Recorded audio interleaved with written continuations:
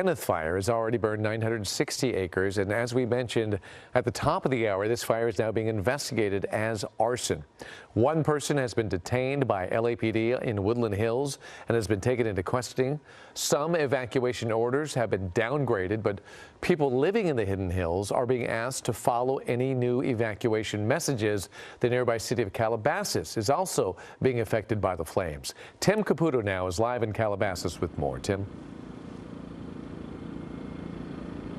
And it's interesting you mentioned this arson investigation, because I think a lot of folks, especially after the last 2 days, seeing this fire pop up seemingly out of nowhere, had to wonder to themselves, where is this coming from? As you guys mentioned, one person has been taken in for questioning in Woodland Hills, being questioned by LAPD at this point. This is an arson investigation. We typically, this early on into any fire, don't have any kind of sense of how a fire may have started. Obviously, it's early in the investigation, but interesting, they already have someone in custody. You see behind me, we're on Las Virgenes. The street is shut down. This area is actually covered by the sheriff's department, so they're the ones who shut down this street, and it's pretty dark back there because there's no power back there either. A number of condos and apartment buildings all have been evacuated. Actually, when we just arrived here earlier this afternoon, and those folks, some of them waiting here in the corner hoping to get back to their homes, but at the moment that evacuation order remains in effect. I want to show you pictures from a little while ago, because we were the only crew that got up close and personal with this fire as it got close to some of those condos, as this line of fire inched closer and closer to these apartment buildings that are kind of on a lower level,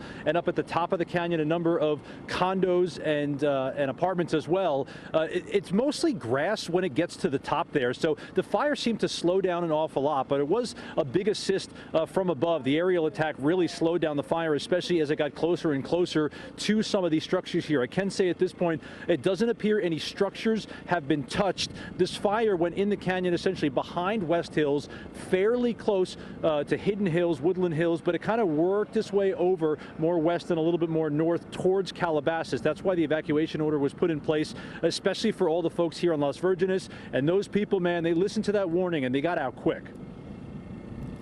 No, we have ready everything since November, Camarillo, December, Malibu, and again, Pacific Palisades, we were ready. I didn't think it's going to be really going to happen to us. You kind of psychologically prepare yourself, but no matter how much you psych yourself up, when it comes down to it, your heart's pounding 100 miles an hour, and you are just racing to get what you can. But honestly, at the end, if you don't get out of there, it's your life. And it's unbelievable. People think, oh, what you rationalize in your head is not what really happens when you're there at the moment.